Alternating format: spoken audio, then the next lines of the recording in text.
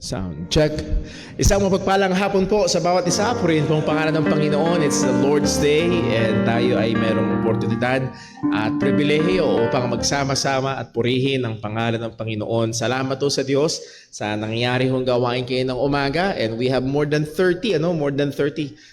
Binasi ko lang doon sa atin hong inihanda, kinulang. So more than 30 na mga ina ng tahanan na kasama natin kanina. So salamat po sa Diyos sa kanyang patuloy na kahabagan. And for so many years, pinagplanuhan ko hong palakayin yung Proverbs 31. So salamat sa Diyos na yun ho ay ating napag-aralan. At nawa ho ay patuloy itong maging makatulong ho sa mga mananampalataya, particularly sa mga nanay, mga kababaihan sa ating hong iglesia. Ilan hong mga announcements bago tayo dumako ho sa ating hong gawain. Muli, ang next big event natin is after 2 Sundays, May 25, will be our church 15th anniversary. Ang atin hong tema is the right gospel. And I think this is the 4th year na talagang nakatungtong nakakonekta sa gospel ang tema ng ating anniversary.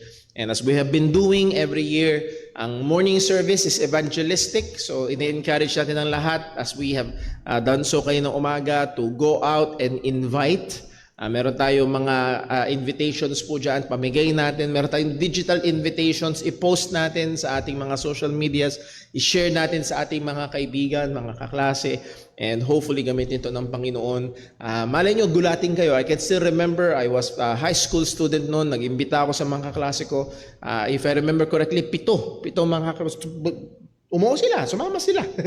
so salamat sa Diyos. So maaaring gulatin tayo ng Panginoon at nawa ay pagkumarain ng Diyos itong mga efforts po natin. So that will be May 25 as again, ang ating schedule ay magkakaroon ng pagbabago. 9 a.m.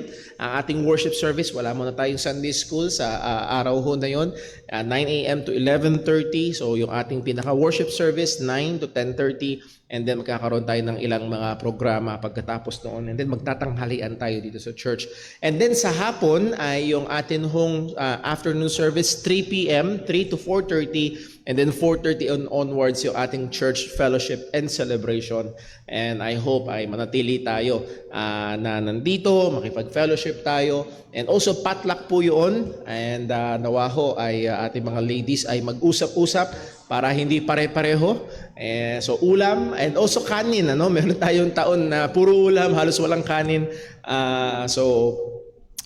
Nawa ulam at kanin na rin natin sa church, at then pagsasalo-saluhan po natin. And then June 12, ang ating mga young people, malapit na. So that's less than a month, around 30 days na lang, 29 days na lamang ay youth camp na.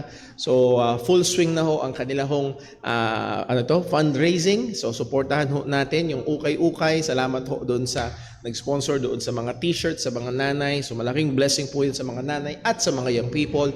And then also yung hong ating picture. May pinakita akong picture ho sa inyo dito, wala lang ngayon. Kung gusto nyo ho na magkaroon ng napakagandang picture on a stainless steel plate, ay pwede ho yan, at yan din ho ay bahagi ng fundraising ng ating mga kabataan. Yun ho, aliban lang kung meron ako nakakalimutan, yun po palang ating sports fellowship to be announced. Pinlano sana ng JCBC Pandino June 12, yun nga lang ay nag-coincide sa youth camp, so hindi ho muna yun, so i-reschedule ho yan. So pwede na magsimula mag-practice yung ating mga ladies, yung ating mga men sa basketball at iba-ibang mga sporting events para sa ating sports fellowship with JCBC Pandi. So yun ho, ang ating mga announcements and reminders. Tayo ngayon ay dadako ho sa ating gawain ng pagsamba. At para ho dito ay magkaroon tayo ng sandali ng tahimik at personal na pananalangin upang hindi hilingin ng tulong, gabay at pagsiyasat ng Diyos sa atin upang maging handa tayo sa pagsamba sa Kanya. Manalangin po tayo.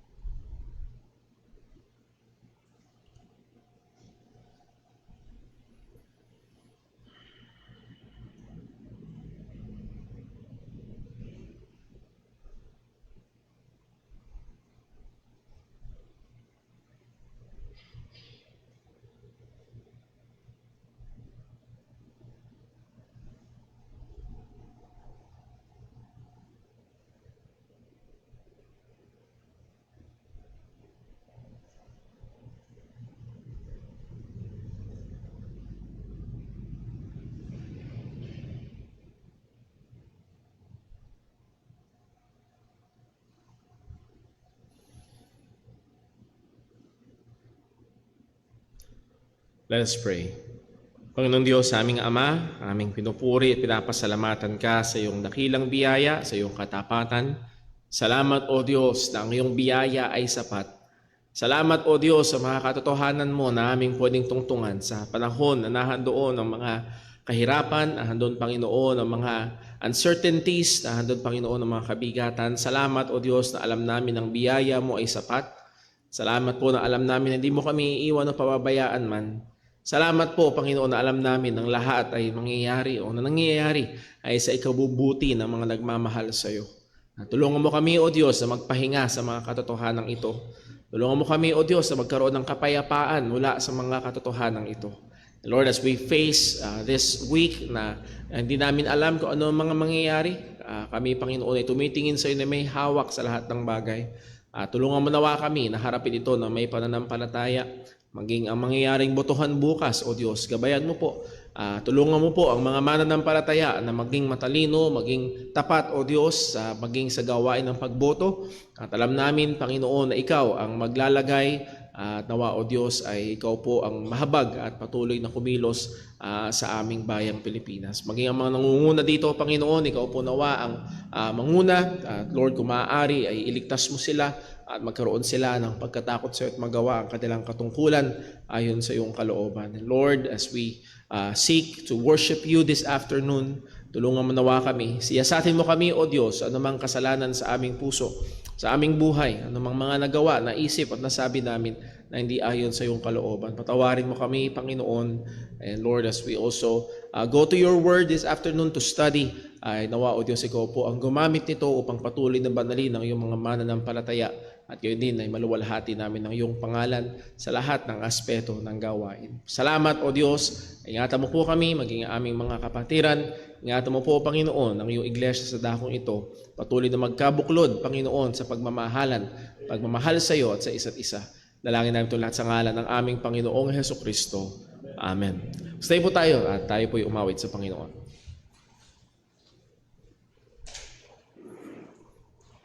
Magandang hapon po sa ating lahat. Tayo po umawit sa Panginoon. Awitin po natin, More About Jesus.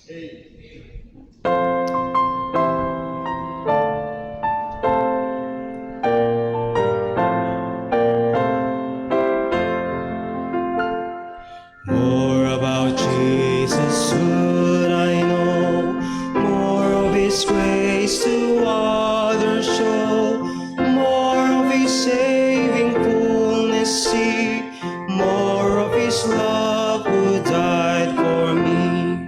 More about Jesus, more about Jesus, more of His saving fullness see, more of His love who died for me. More about Jesus, let me learn, more of His holy will discern. Spirit of God, my teacher be, showing the things of Christ to me. More about Jesus, more about Jesus, more of His saving fullness see, more of His love who died for me. More about Jesus on His throne, riches in glory all His own, more of His kingdom sure increase, more of His coming Prince of Peace. More about Jesus, more about Jesus, more of His saving fullness see, more of His love who died for me. At tayo po yung manatili na tayo para po sa ating pagkakalo.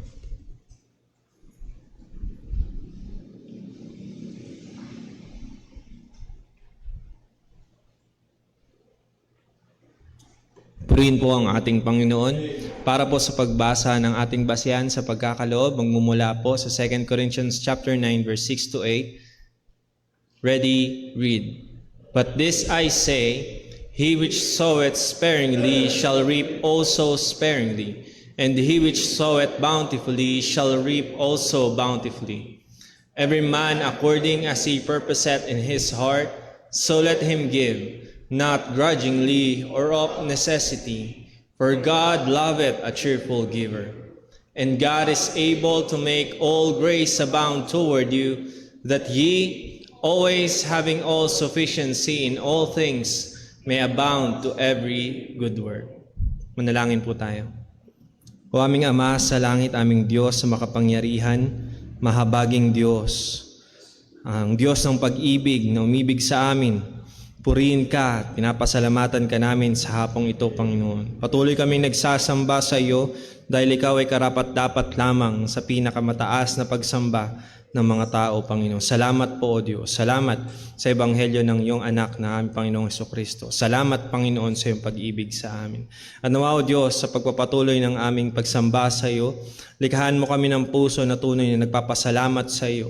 Hindi lang sa mga bagay na binigay mo, kundi lalo na sa pagliligtas na ginawa mo sa amin, Panginoon. Salamat, Panginoon, sa mga pangaraw-araw na pagkalinga mo sa amin, pagtugon mo sa aming mga pangangailangan, Panginoon. Nawa, O Diyos, mapasalamatan ka namin sa bahagi ng aming pagsambang ito, sa aming pag-aalay, Panginoon.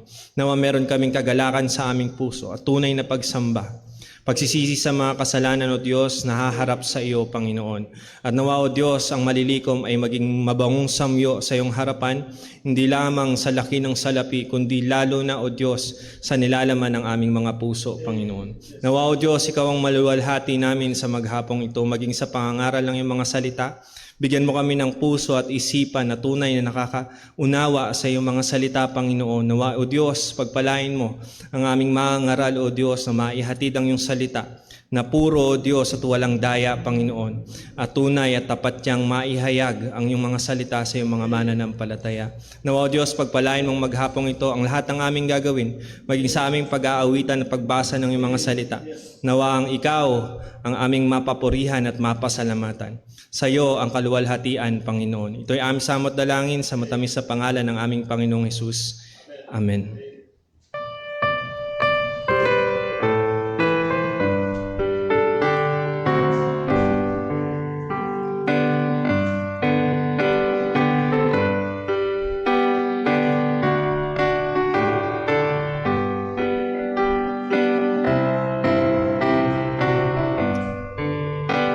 Muli po tayo mawit sa Panginoon. Awitin po natin, My Savior's Love.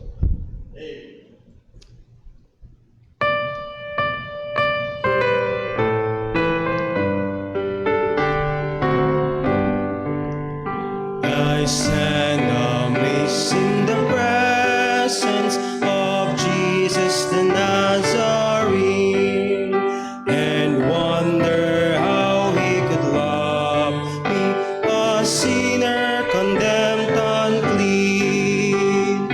Oh, how marvelous, so how wonderful, and my song shall ever be.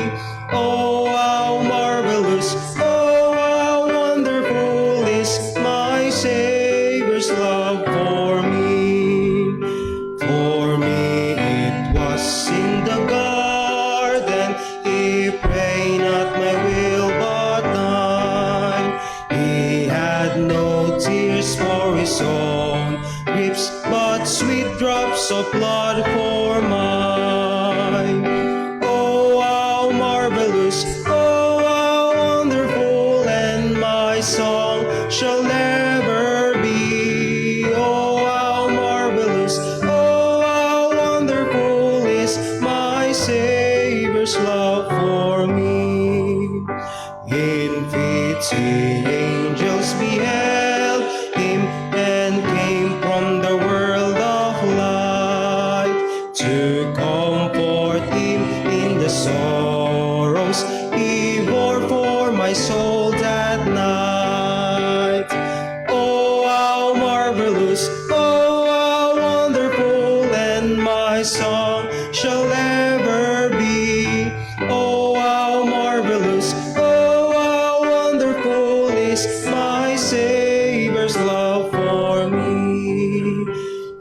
took my sins and my sorrows, He made them His very own. He bore the burden on Calvary and suffered and died alone. Oh, how marvelous, oh, how wonderful, and my song shall ever be. Oh, how marvelous, oh, how wonderful is my Savior's love for me. When with the ransom in glory, His face I at last shall see. 'Twill be my joy through the ages to sing of His love for me. Oh, how marvelous, oh, how wonderful, and my song shall ever be. Oh, how marvelous, oh, how wonderful is my Savior's love for me. At tayo po yung magsitang lahat para po sa pagbasa ng salita ng Diyos.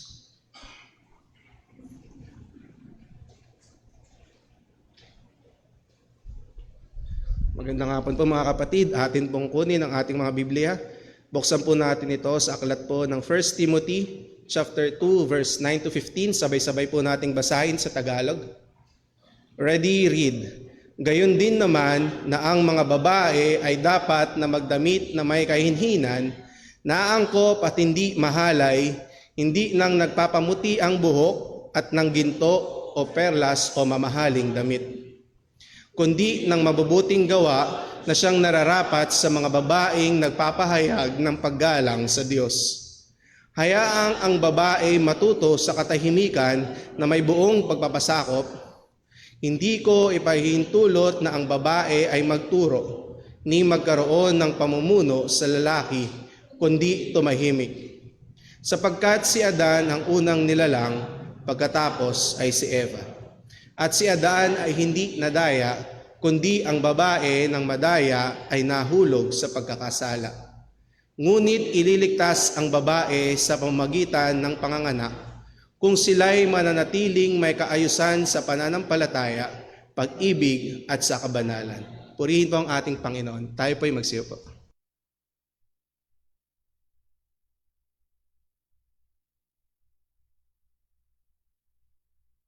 Tayo po'y dumako sa ating pag-aaral ng salita ng Panginoon. Well, there are many subjects na maaaring mapag-usapan nang magdulot ito ng maayos na talastasan. Ngunit pwede rin naman itong magdulot ng hidwaan kapag ito ay pinag-usapan. Gaya ng paksa ng politika, social issues, or maaaring maging sa ilang mga doktrina at marami pang iba. Pero kung merong isang paksa na pag pinag-usapan ay maaaring magkaroon ng matinding diskusyon ay pagdating sa role or maaaring ganapin ng mga babae sa loob ng iglesia. Ito ay malaking usapin sa marami, lalo na kapag ito ay pag pinakinggan ang mga argumento at sinasabi ng tinatawag na evangelical feminism na kung saan madalas ito ay influensyado o naimpluwensyahan ng radical feminism na nagde-demand ng di umano ay quote-unquote equality. The question is, what does the Bible teach regarding the role of the woman in the church? At sa passage na ating binasa, hindi lahat, pero magbibigay ito ng magandang gabay sa atin. So ano ang gawain at ano ang pangunahing roles at paano dapat mag-behave ang mga kababaihan sa loob ng iglesia. So again, it's Mother's Day, so the mothers and the women will have a double dose kaninang umaga at ngayon. No, again, gusto ko sanang ma-develop natin, even though this passage ay nagbibigay ng direksyon para sa mga kababaihan particularly, but we as a church must look at it holistically. Tayo bilang church, paano ang pastor ay mangunguna sa mga kababaihan, paano ang mga matatandang babae ay mag-a-advise sa mga batang kababaihan, paano ang mga kalalakihan ng tahanan ay pangungunahan ang kanilang buong sambahayan, ang kanilang misis at kanilang mga anak At nawa ay ito ay maging very instructive, not just for the women, but for the whole church. Well, the message this afternoon is this: Christian women must pay careful attention as to how they dress and behave, especially in the church of God. Now, kahit saan dapat ang mga babae ay maging mapagbantay kung paano sila manamit at paano sila mag-behave. Pero particularly, ang bibigyan nating pansin ngayong hapon ay sa loob ng iglesia ng Panginoon. Tayo ho muna ay manalangin. Panginoon naming Diyos, aming Ama sa langit, kami po ay patuloy na nagpapasalamat sa iyo, namamangha sa iyong biyaya, sa iyong pagliligtas, namamangha sa iyong kabutihan, sa iyong mahabang pasensya. At ngayon, O Diyos, patuloy kami na nangangailangan ng iyong biyaya. Tulungan mo kami, O Diyos, sa pakikinig ng iyong salita. Nawa, O Diyos, hindi ang tinig ng tao, kundi ang katotohanan mo, Panginoon, ang marinig, sapagkat ang katotohanan mo ang magpapatibay, ang katotohanan mo ang magpapalaya. At nawa, O Diyos, walang ibang maitaas kundi ikaw lamang. Samahan, tulungan mo kami, bigyan mo kami ng bukas na puso't isipan. Tulungan mo po ako bilang mangangaral. Gabayan mo po ang bawat isang makikinig. Dalangin namin ito sa pangalan ng aming Panginoong Hesukristo. Amen.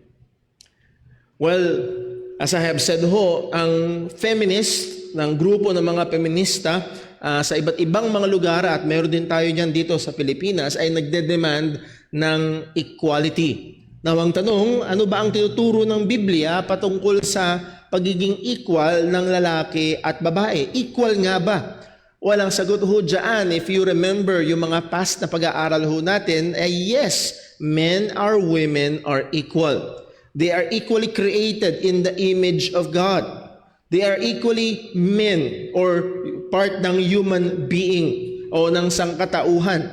They are equal in creation. Ang sabi ng Genesis chapter 2 verse 23, and Adam said, "This is now bone of my bone and flesh of my flesh. She shall be called woman because she was taken out of man." So ibig sabihin ni Adam, bone of my bone, flesh of my flesh, katulad ko to. Hindi siya aso, hindi siya hayop, hindi siya elepante, hindi siya unggoy. Siya ay katulad ko. So nahandoon ang equality sa pagkalikha ng Panginoon. And as we have said, ito ay totoo, ang pagkagiging magkapantay ng lalaki at babae ay sila'y parehong nilikha sa imahe ng Diyos. Genesis 1 verse 27, ang sabi, "So God created man in His own image. In the image of God created He him. Male and female created He them." So hindi lamang si Adan, though yes, si Eva ay ginawa ng Diyos mula sa tadyang ni Adan, pero silang kapwa, lalaki at babae, ay nilalang sa wangis ng Diyos. Now, traditional Orthodox Christianity has always professed that men and women are equal. Now, hindi doon nagtatapos na basta sinabi lang natin, well, we believe that they are equal. Kailangan nating maging maingat sapagkat doon sa mga nagsasabi at nagpo-profess na equal ang lalaki at babae ay merong dalawang magkaibang grupo pa rin. Egalitarians and complementarians.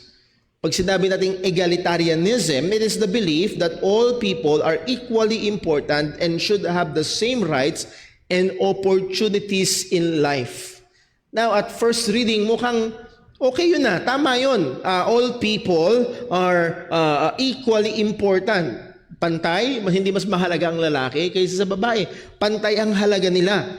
Pero magkakaroon ng problema doon sa bandang dulo. And should have the same rights and opportunities in life. This is often understood ng equality, that is equality in role or interchangeability in roles. Example, kung ang lalaki ay nagdadrive ng tangke, nakikipaglaban sa gera, ganun din dapat ang babae. Pwede rin dapat, may oportunidad din dapat ang babae na gawin ito. Kung ang mga babae na nanatili sa bahay, nag-aalaga ng mga bata at nag-aayos ng tahanan, well, dapat open din daw ang opportunity na ito sa mga lalaki kasi pantay. And sana makuha niyo, pagdating sa church, kung ang lalaki ay pwedeng tumayo sa likuran ng pulpito at ganapin ang gawain ng pagiging pastor, dapat din daw ay ang babae sapagkat pantay. equal. So sana makita niyo ho, dito dumudulas ang tinatawag na egalitarianism. Now, on the other side, ang mga Kristiyano ay consistent na nagho-hold sa katotohanan ng pagiging pantay ng lalaki at babae, pero nire-recognize ang difference. And guess what? Ang difference nito is by design. Dinisenyo ng Diyos, yes, nilikha ng Diyos na pantay ang lalaki at babae, pareho silang nilalang sa imahe ng Panginoon, pero yes, though nahadod ang pagkakapantay, merong pagkakaiba at hindi by culture, hindi by the dictates of culture. At sinasabi kasi ng mga psychologists, kasi hulma lang naman ng kultura yan. Hulma lang naman ng kultura, kita mo pag blue lalaki, pag pink babae, wala namang feminine colors, wala namang masculine colors. Yes, may mga bagay na hulma ng kultura, pero may mga bagay na dinisenyo ng Panginoon sa ayon sa salita ng Diyos na mayroong pagkakaiba ang lalaki at babae. Yes, pantay, pero mayroong pagkakaiba ang Diyos sa disenyo sa kanila ng Diyos at maging sa mga gagampanan nilang gawain. So Genesis chapter 2 verse 3, balikan natin. And Adam said, "This is the bone of my bones and flesh of my flesh." Yes, pareho. Pero pagkatapos nung sabihin ni Adan, she shall be called what? Man? No, she is not a man. Merong sameness, but at the same time, merong difference. She is a woman because she was taken out of man. Sa Hebrew word, ang Hebrew word ng man is ish, ang Hebrew word ng woman is isha. Isha. So man is ish, and she is isha. The woman is isha. So there is sameness, there is equality, pero nire-recognize yung difference. And yun yung complementarianism. It is the belief na nilikha ng Diyos ang lalaki at babae na pantay, na kumpletong image bearers ng Diyos, but at the same time, God has created them by design with differences. Intentional ang paglikha na ito ng Diyos. Ito ay evident. Isang magandang halimbawa ay pagdating sa, in biology, pagdating sa reproduction. Magkaibang ang lalaki. Parang ganito, kung ang babae may oportunidad mabuntis, dapat ang lalaki din. Hindi po pwede. By God's design ay iba ang gawain ng lalaki at babae pagdating sa reproduction. So God created man and woman equally, but with differences for the purpose of complementing each other, complementing and supplying each other's need. So again, nung hindi mabuti sa lalaki nag-iisa, I will make him what? A help meet for him. Isang lapat na katuwang magsusupply noong kakulangan. So nahandoon sila ay sila ay complementing one to another. So the best position para sa mga Kristiyano is what is called complementarianism. Nahandun yung belief ng equality ng lalaki at babae, but recognizes God's design or differences in God's design. This is especially seen in marriage. And what we need is not compatibility, but complementarity. Now, ang punto ng lahat ng ito, kung ito'y totoo sa paglalang ng Diyos, kung ito'y totoo sa pagsasama ng mag-asawa, it is also true in the church. God has incorporated in the church men and women. Hindi para mag-compete sa isa't isa, kundi para mag-complement sa isa't isa. Huwag sanang isipin ng mga kababaihan na dahil wala sa kanila ang more, sabihin nating more, tawag salita, ang more seen na mga ministry, ang more exposed na mga ministry, ay sila ay walang silbi o walang gamit at walang ministry sa church. That is not the case. Ang bawat isa ay nilalang ng Diyos sa iglesia. As we have studied from Romans chapter 12, may iba't ibang gifts at bawat bahagi ng katawan, 1 Corinthians chapter 12, ay kailangan. Walang hindi kailangan sa loob ng katawan ng ating Panginoong Hesukristo. Men and women in the church are equal in worth. But again, by God's design, ay merong mga iba't ibang roles na kailangang ganapin. Kapag ang lalaki ay sinubukang manghimasok sa roles ng mga babae, ito ay mali. Kapag ang mga babae ay manghimasok sa mga roles ng mga lalaki sa loob ng iglesia, ito rin naman ay mali. Kahit iwagayway pa natin ang bandera ng equality, it will just be a flag of rebellion against God. Dahil hindi kinikilala ang disenyo ng Diyos. As we have said, sa loob ng iglesia, ito ay nagiging problema lalo na sa mga Western countries at wag ho tayong maging kampante sapagkat sabi nga ho nung kaibigan kong si Brother Ralph Warren, madalas ang basura sa Amerika ay ini-import ng Pilipinas. Maging ang mga bad theology sa Amerika ay ini-import ng mga Pilipinong pastor. And that is very, very sad.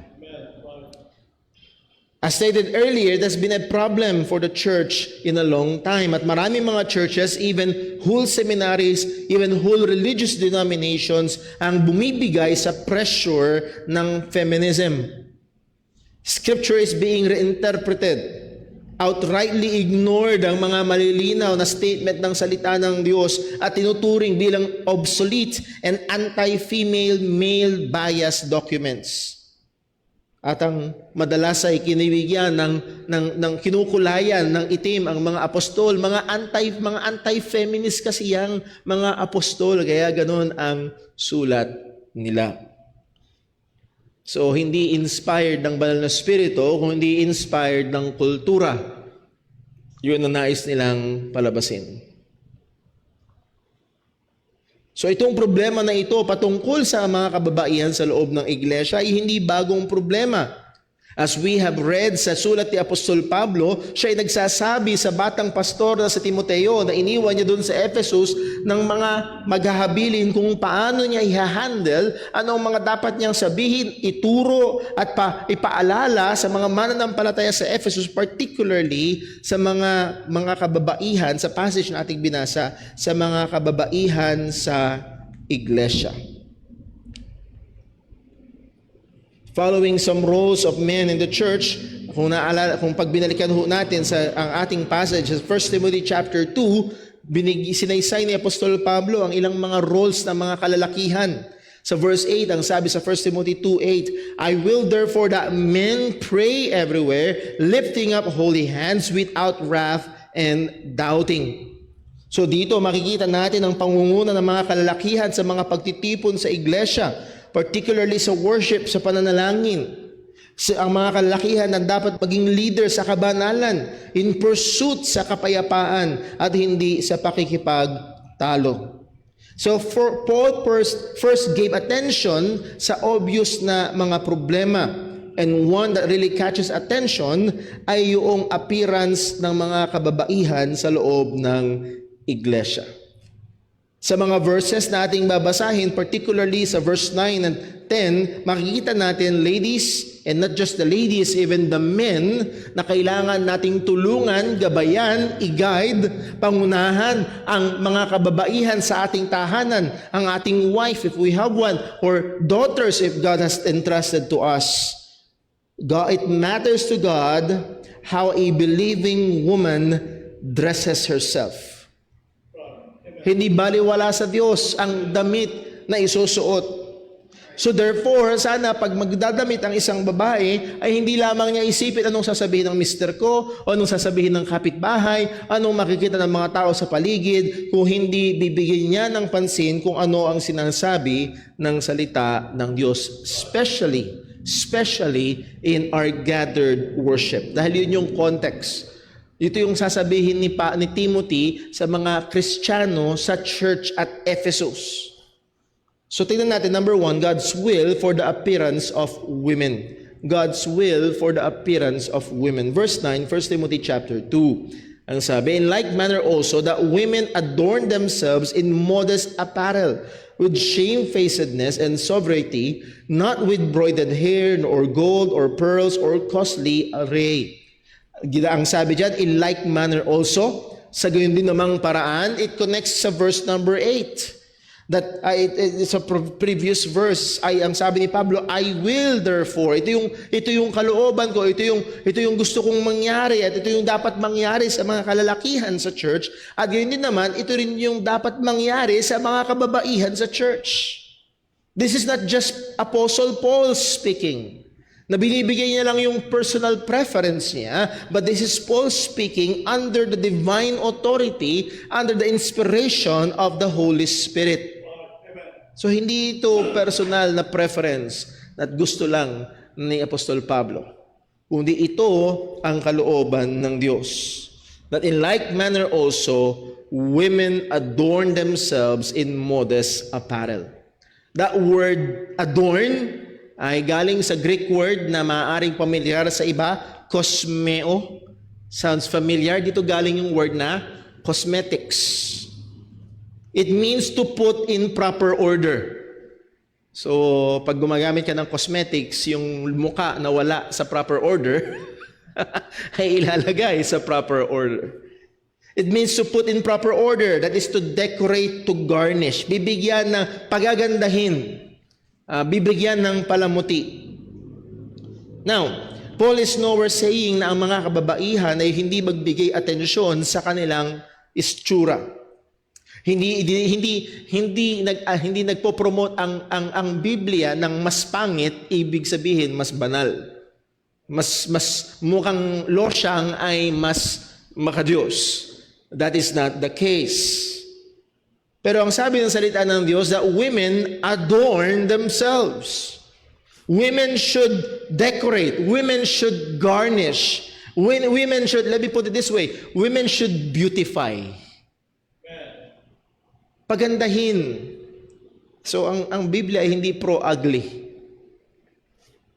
But, ang sabi ng salita ng Diyos, women should adorn, beautify themselves in modest apparel. So hindi masama ang magpaganda. Pero nagbigay ang Diyos ng mga dapat gamitin at paano ito gagawin in modest apparel. That word modest apparel meaning that which is becoming or appropriate. Ito ay maayos, appropriate, karapat-dapat, well-arranged, clean, decent. Sa ESV, adorn themselves with or in respectable apparel, kagalang-galang na pananamit. Now, nais kong paalalahanan, yes, may mga damit na mukhang at first sight ay mukhang kagalang-galang pero nakadesenyo para tumawag ng pansin. So mag-ingat ho tayo. Di ko makalimutan yung sinabi ni Paul Washer sa paalala niya sa mga ladies. Ladies, may mga damit na nakakaganda pero may mga damit na nakakalaswa. Magkaiba yun. At alam niyo, ladies, may mga damit na ang disenyo talaga ay ipakita ang mga dapat na hindi makita para tumawag ng pansin. At meron namang mga damit na ang disenyo ay para maging maayos at maganda at kahali-halina. Ano pa ang sabi ng salita ng Panginoon? So si Pablo dito is telling the believing women when coming to the gathered worship of the church ay kailangan nilang maging mapagbantay, maging sa kanilang isusuot. Dapat ang kanilang damit sa loob ng bahay-sambahan must show modesty at hindi para ipangalandakan ang anumang hubog or mga bagay sa kanilang katawan. Ang design ng damit ay dapat sa ikakaganda at ikakaayos at hindi ikakatawag ng atensyon. Hindi lang yon ang sabi ni Apostol Pablo, with shamefacedness and sobriety. That word shamefacedness, ang ibig sabihin, with sense of shame, with sense of modesty, with sense of reverence, with sense of respect. Yung iba ay parang hindi na nahihiya.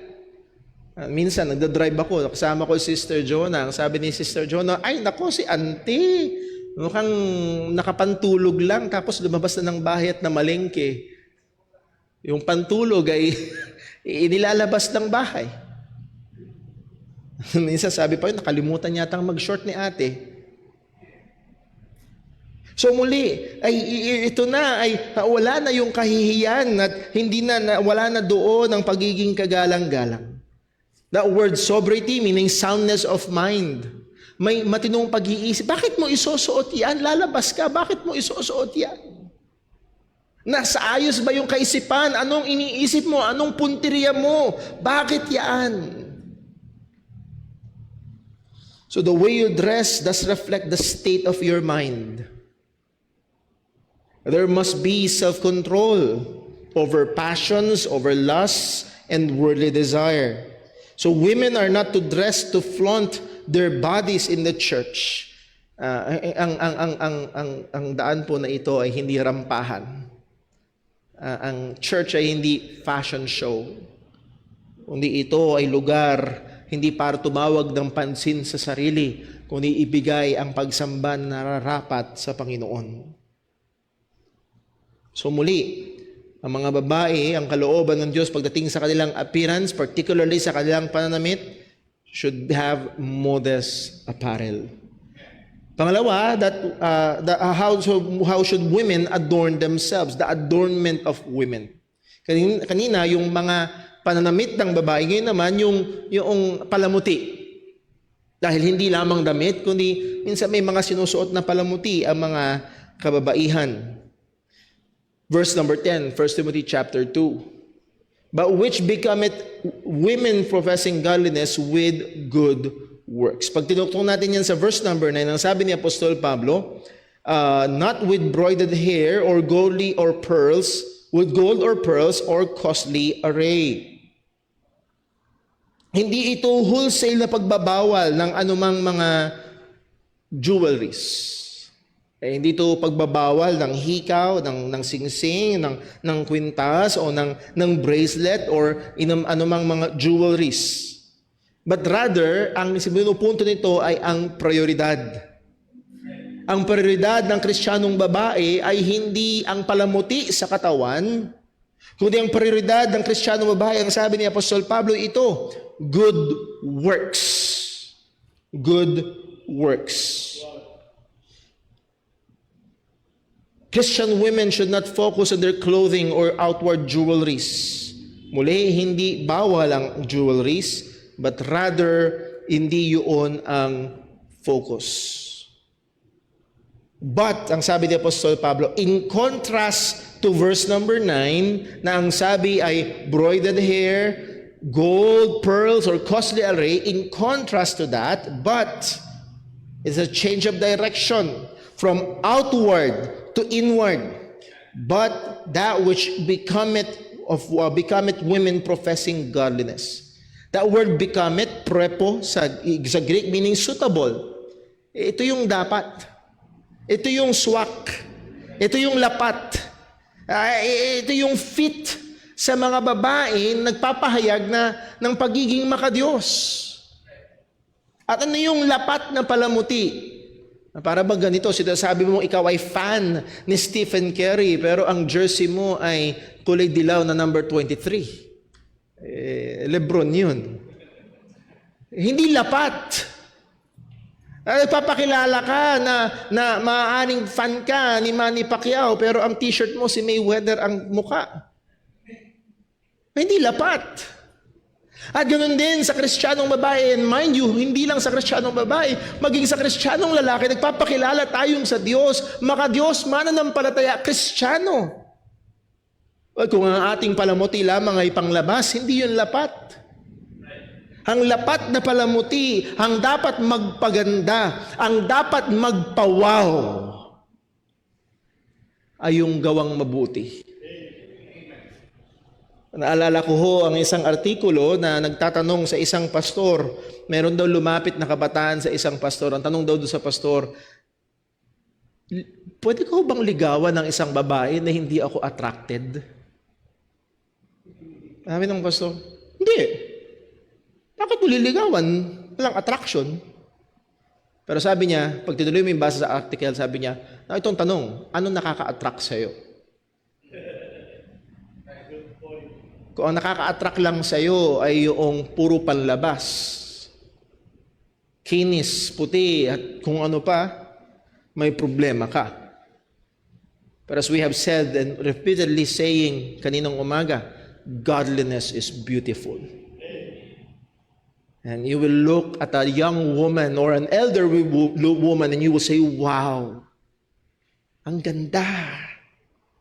Ang ganda ng pagiging makadiyos, ang ganda ng pagiging mabuti o paggawa ng mabuti. At ito yung lapat na palamuti sa isang nagpapakilalang Kristiyano. Ang sabi ni Pablo, with good works.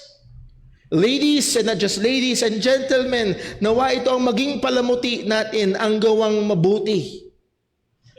Ang the best adornment, ang the best na palamuti na pwedeng isuot ng babae at ng lalaki din naman ay ang isang makadiyos na ugali nakikita sa pangagawang mabuti. Good works meaning good efforts, good occupation, good deed. Nagle-labor sa paggawa ng mabuti, acts of goodness. So muli, a good question na tayong mga tinawag ng Diyos, niligtas ng Diyos para gumawa ng mabuti. When was the last time we did good? Ito dapat ay palamuti sa ating buhay. Noong 2024, last year, globally, ang ginastos para sa cosmetic ay $646.2 billion. In comparison, ang budget ng buong Pilipinas last year ay $103 billion. Ang ginastos ng buong mundo sa cosmetics ay 646. Parang 6 na bansang Pilipinas for cosmetics. Again, nothing wrong with buying makeup. Okay? Nothing wrong with putting earrings or bracelet. Hindi yun ang punto. Kung merong pangunahin, kung merong effort na i-exert, ay hindi sa panlabas na palamuti lamang, kundi sa gawa ng kabutihan. Isang magandang halimbawa ay si Dorcas. Sa Acts chapter 9 verse 36, if we will go there just a moment, sa Acts chapter 9 verse 36, itong si Dorcas ay isang napakabuting Kristiyanong babae at maraming tinulungan, pero siya ay nagkasakit at siya ay namatay. At paano dinescribe si Dorcas? Ang sabi ng Acts 9 verse 36, and now there was at Joppa a certain disciple named Tabitha, which by interpretation is called Dorcas. This woman was full of good works and alms deeds which she did. What a wonderful description of a godly woman. She was full of good works. Sana hindi lang she has the latest iPhone or the latest gadgets or the latest bags or branded things. She is full of good works. As we have said, ito limitado sa mga kababaihan, kundi tayo rin bilang mga kalalakihan, because we were saved and designed by God to do good works. Ephesians 2:10, for we are His workmanship created in Christ Jesus unto good works. Si Pedro ay nagpaalala rin sa mga kababaihan sa 1 Peter chapter 3 verse 4, but let it be the hidden man of the heart in that which is not corruptible, even the ornament of a meek and quiet spirit, which is in the sight of God of great price. That godly, meek attitude ng Kristiyanong makadiyos na babae. Well, number 3, tignan ho natin, not just the appearance of the woman, not just the adornment of a woman. Number 3, the role of the woman in the church. Ano naman ang role? Verse number 11, let the woman learn in silence with all subjection. Now, marami po ang nagkumwestiyon sa bagay na ito na sinasabi, okay, dito na naging very cultural na si Apostol Pablo. Naging ano na siya, anti-female na siya, naging anti-feminist na siya, naging ano ang tawag salita dito? Merong salita na ginagamit. sexist, kung ano man yun, talagang anti-women, na binababa niya ang kababaihan, at yun ay dulot ng kultura na kung saan namumuhay sa Apostol Pablo. Well, tignan ho natin. In the early times, many civilizations and cultures limits the learning to men only. Kahit hanggang ngayon, meron ho mga lugar, may mga bansa na kung saan illegal at hindi binibigyan ng oportunidad ang mga kababaihan na makapag-aral. Actually, as late as 2012, merong 15 years old na batang babae sa Pakistan ang binaril ng Taliban. Bakit? Sapagkat siya ay nagsalita at nagde-demand ng karapatan para sa edukasyon ng mga babatang babae. At siya ay salamat at nag-survive siya at patuloy na nakikipaglaban para sa karapatan ng mga Arab women. So, in contrast sa culture na ayaw, pinagbabawalan, mag-aral ang mga kababaihan. Bawal. Anong sabi ng Bible? Let the women learn.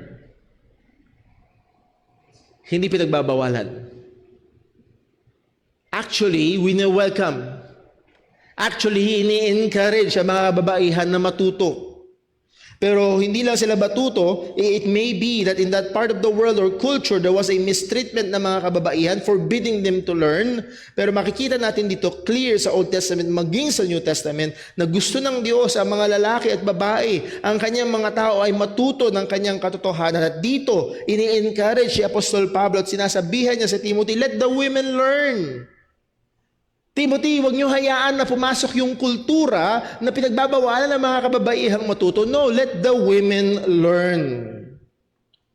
Now, what is the means or the manner that they should learn? Let the women learn in silence. Muli ho, ang context ng passage na ito is in the life of the church, the life of the gathered church, worshiping church. Bakit sinabi ni Apostol Pablo, let the women learn in silence? Now, it doesn't mean, first of all, na ang mga babae ay bawal magsalita sa loob ng church. Okay? Magkakaroon tayo ng placard dyan sa labas. Women, sasabihin natin sa mga kapatid, pag magsisimula ng pagsama, mga kapatid, paki-silence ang inyong mga cellphone at ang inyong mga asawa. Mga babae. No, that is not the point. Hindi ibig sabihin na bawal sila magsalita sa loob ng church. Ang pinupunto rito ay huwag sila makipag-engage in a loud, quarrelsome discussion. Na sila'y makikipagtalo, na sila'y makikipag-argumento sa loob ng iglesia. But rather than that, let women shall learn in silence with all subjection. Yes, they will learn. They will learn in silence and they will learn with all subjection. Ibig sabihin ng word of subjection is to submit. At maaaring ito yung ini-expound ni Apostol Pablo sa verse number 12. If women become learners and they can learn much, they are not to pursue the leadership roles in the church that God has designed for men. Now sa verse 12, anong sabi? Tuloy natin. Let the woman learn in silence with all subjection. Verse 12. Okay? Now ito na, natuto na yung babae. Pwedeng matuto eh. At maaaring, Brother Paul, sa biyaya ng Diyos, ang dami ko nang nalaman patungkol sa Diyos, patungkol sa katotohanan ng Diyos, Brother Paul. At meron akong desire na mag-serve, Brother Paul. Okay. Wow, maganda yan, kapatid. Brother Paul, gusto kong mag-preach sa church. No. Sapagkat sabi sa verse 12, but I suffer not a woman to teach, nor to usurp authority over the man, but to be in silence. Ang binibigyan ng pansin dito ay yung word na authority. I suffer not a woman to teach. Again, this is not a wholesale prohibition sa mga kababaihan na sila ay bawal magturo o magkaroon ng anumang teaching ministries. It must be kept in mind na ang context ito ay sumusulat si Apostol Pablo sa konteksto ng iglesia na kung saan natitipon ang iglesia para sumamba. At malinaw ang Biblia na ang mga kababaihan ay bawal mag-usurp ng authority at sila ang maging tagapangaral sa iglesia. Yes, pwede magturo ang mga kababaihan. We have the example of Lois and Eunice na mga lola at nanay ni Timothy. Ang sabi ni Pablo sa 2 Timothy 1:5, "For when I call into remembrance that unfeigned faith that is in thee, which dwelt first in thy grandmother Lois and thy mother Eunice, and I am persuaded that in thee also." Itong pananampalataya ni Lois and ni Eunice ay naituro nila sa batang si Timothy. Older women are instructed to teach younger women. Kaya nga ho sa ating ladies fellowship, hindi lamang ladies fellowship ng mga married, kundi ladies fellowship kasama ang mga single. Alam nyo, gusto ko lang i-encourage our young people. Kapag merong magse-seminar, halimbawa ikaw yung businessman, nagsisimula ka pa lang sa negosyo, gusto mo maging successful. Tapos merong magse-seminar na isang businessman. Anong gusto mo? Yung successful na? Talagang nakapag-establish na ng matinding business at marami ng karanasan, o yung kapwa mo nagsisimula pa lang? Saan ka nga attend na seminar? Doon establish na, marami ng karanasan, marami na siyang ituturo. Young people, wag niyo iwasan ng fellowship sa marami ng karanasan. At hindi lang ba sa karanasan, sa malalalim sa pananampalataya. Sapagkat marami silang ituturo at sila ay tinuruan, inutusan ng Diyos. Ang sabi sa Titus chapter 2 verse 3, Titus 2:3, "The aged women likewise, that they be in behavior as becometh holiness, not false accusers, not given to much wine, teachers of good things, that they may teach the young women to be sober, to love their husbands, to love their children, to be discreet, chaste, keepers at home, good, obedient to their own husbands, that the word of God be not blasphemed." So again, meron bang plataforma, meron bang lugar, ang ministry ng pagtuturo ang mga kababaihan? Yes, there is. So mga bata, sa mga kapwa babae. Pero pagdating sa natitipong iglesia ng Panginoon, malinaw ang sinabi ng salita ng Diyos, "I suffer not a woman to teach nor to usurp authority over the man."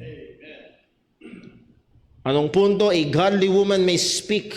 Maaaring there are conferences. Maaari silang sumulat ng mga books, even theology books. I have maybe 1 or 2 books dito na heavy theological book ng author ay babae. Hindi limited ang heavy theology sa mga lalaki. But in the worship of the church, ang malinaw na sinabi ng salita ng Diyos, "I suffer not a woman to teach." Doon ko pinagkakaiba. Sana maging malinaw sa atin. Ang conference ay hindi church. It's a conference. Pero pagdating sa iglesia, doon naglagay ng pamantayan ang Panginoon. "Nor to usurp authority over the man, but be in silence." And let me just pass over ilang mga bagay. Na maaaring merong mag-object dito. Well, bakit sinasabihan ng salita ng Diyos na in the church be in silence ang mga kababaihan? Kasi sinusuppress nila ang gifts, sinusuppress nila yung desire na mag-serve, gusto naman maglingkod. Bakit mo pipigilan? Well, hindi ako nagpipigil, ang Diyos ang nagsabi. Well, ilan sa mga objections na madalas na winawagayway ay ito. This is for uneducated women. Kasi daw, nung time na yon, nakarinig na ako ng ganito, yun ang argument nila. Kasi doon daw time na yon, ang mga kababaihan na hindi nakakapag-aral, therefore wala silang alam, at so kung wala silang alam, hindi sila dapat magturo. Dapat lang silang tumahimik lang sa loob ng church. Well, as we have clarified this sa verse 11, let them learn. So kung sila'y matagal na sa church, they have been learning, at maaaring marami na silang alam. So, kung yun lang ang basihan, paano nga ako nakapag-aral na? Paano nga ako marami nang natutunan? Pwede na ba? Now, meron naman nagsasabi, this is for young, immature women only. Ang nakanilang ipipilit na yung sa verse 12, yung word na women is for young women. So, young immature, inexperienced women. So ang sinasabi daw ni Pablo na yung mga young, immature women, yun yung hindi pwede. Pero pag mature na sa faith, may experience na, pwede na. Well, pag titignan natin yung word na woman, gune, sa Greek is a woman of any age. Whether a virgin, married, or a widow. So hindi to limited sa young, inexperienced women. And lastly, as we have said kanina, while Paul is just anti-women, sexist lang kasi si Apostol Pablo. Bias siya laban sa mga kababaihan at ang gusto niya is male dominancy sa loob ng church. Yun ang, yung iba ganun ang pinipinta. Well, hindi ito papayagan ng salita ng Panginoon. Sa verse number 13, pag titignan natin, anong dalawang rason na binigay ni Apostol Pablo? Una, sa verse 13, 4. Pag binasa niyo yung verse 12, nasa na ba yung binabasa ko? Verse 12, in like manner, but I suffer not a woman to teach nor to usurp authority over the man, but to be in silence. At nagbigay ng dahilan si Apostol Pablo, verse 13, first reason, for Adam was first formed, then Eve. Nagpapakita yun ng male headship, ng leadership ng kalalakihan. Unang ginawa ang lalaki kaysa babae. Ginawa ang babae para sa lalaki. So yun ay disenyo ng Panginoon. It's by God's design na ang order ay hindi nauna si Eva, kundi nauna si Adan. Bakit daw? Wag na. So muli, ang binigay na rason ni Apostol Pablo ay hindi cultural, hindi educational, hindi rin naman yung edad or experience. Ang binigay na dahilan ay yung disenyo ng Diyos. Unang nilalang si Adan at saka si Eva. Hindi lang yun, pangalawang dahilan sa verse 14, and hindi lang yun, and Adam was not deceived, but the woman being deceived was in transgression. Kung paanong, I think dito sa verse na ito, kung paanong may epekto ang pagkakasala ni Eva sa lahat ng kababaihan sa inyong panganganak, meron ding epekto ang pagkakasala ni Eva sa lahat ng kababaihan sa loob ng church. Meron. Adam was not deceived, but the woman being deceived was in transgression. So una is creation order. Pangalawa is transgression order. Mas una nagkasala si Eva. Hindi natin sinasabi na bawal mag-preach ang mga kababaihan, bawal magpastor ang mga kababaihan dahil mas madali silang magkasala. Hindi yun ang pinupunto. Pero may epekto yung unang pagkakasala. At ang Diyos ang naglagay nito. So the reason is not cultural, the reason is creation order and transgression order. Then verse 15, isa sa mga na verse. Sabi sa verse 15, notwithstanding, she shall be saved in childbearing. So meron tayong second means of salvation na hindi available sa mga kalalakihan, pwedeng maligtas sa pamamagitan ng panganganak. Sa unang basa, pag hindi nyo, notwithstanding, she shall be saved in childbearing if they continue in faith and charity and holiness with sovereignty. Now, yung save dito, siguro magkakaisa tayong lahat para hindi mawasak ang malinaw na tinuturo ng salita ng Diyos. It is not soteriological. Hindi ito salvation of the soul. Muli, ay merong stigma ang babae. Sinabi ni Pablo, unang inilalang ang lalaki kaysa sa babae. Okay? Totoo yun. Pero ang sinabi rin ni Pablo sa verse 12, sa verse number 14, unang nagkasala ang babae kaysa sa lalaki. And minsan, sa joke pa rin natin, ganun pa rin. Ikaw, mga babae kasi, kung hindi kayo nagkasala, hindi sana mainit. And sometimes they bear that stigma. Pero ang sabi ni Apostol Pablo, notwithstanding she shall be saved in childbearing, she shall be saved from that stigma, that blight na meron sa babae na una sila nagkasala. At paano sila maligtas? Through childbearing. Na sila ay manganganak at pagkakatiwalaan ng Diyos ng sanggol at sila ay magtuturo at ihuhulmahin nila yung batang iyon sang-ayon sa gabay ng Panginoon. By childbearing, by teaching and influencing and bringing up the next generation of godly people, just like Lois and Eunice. And wala tayong masyadong details para kay Lois and kay Eunice. Si Lois ay isang lolang Hudyo.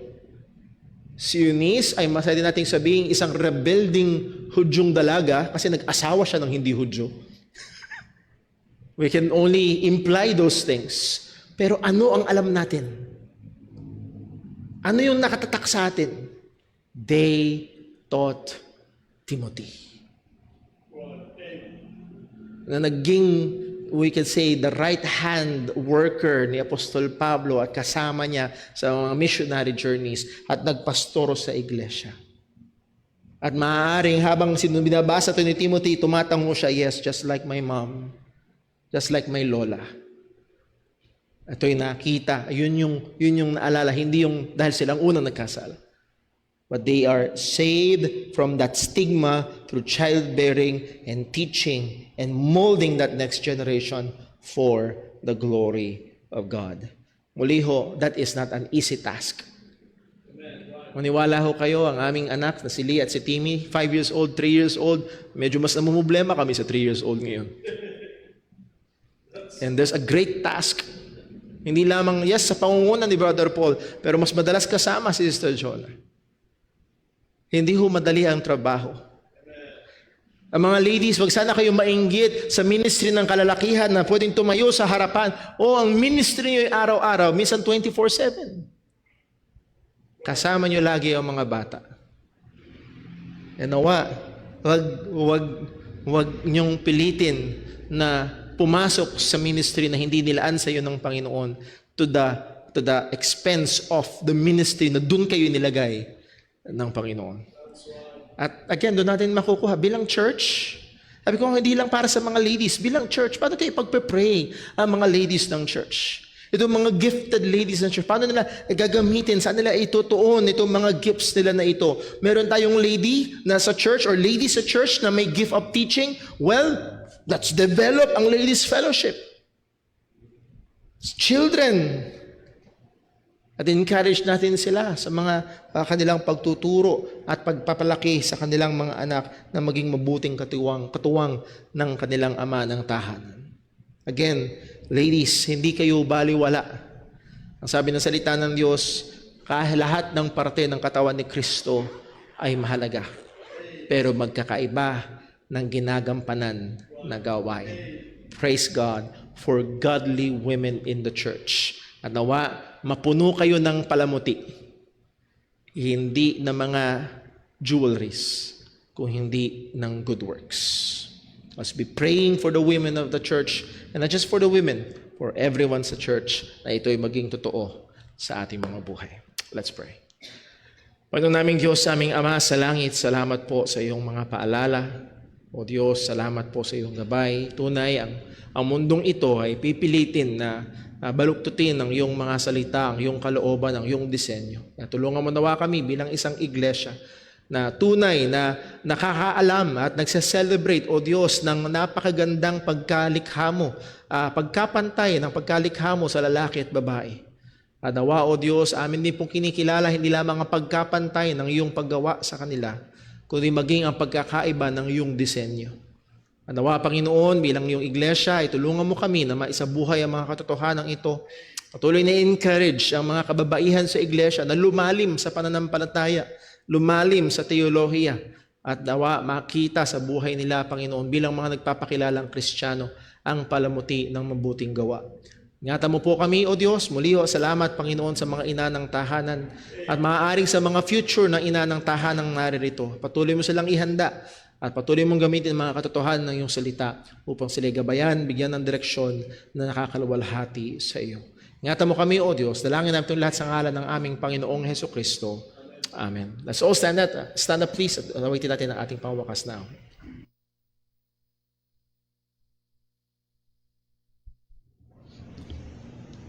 At tayo po ay mawit sa Panginoon. Awitin po natin, I need thee every hour.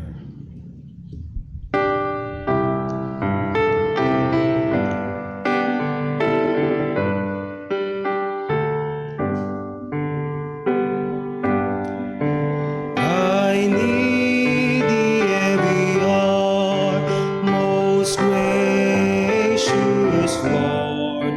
No tender voice like thine can be support. I need thee, oh I need thee. Every hour I need thee.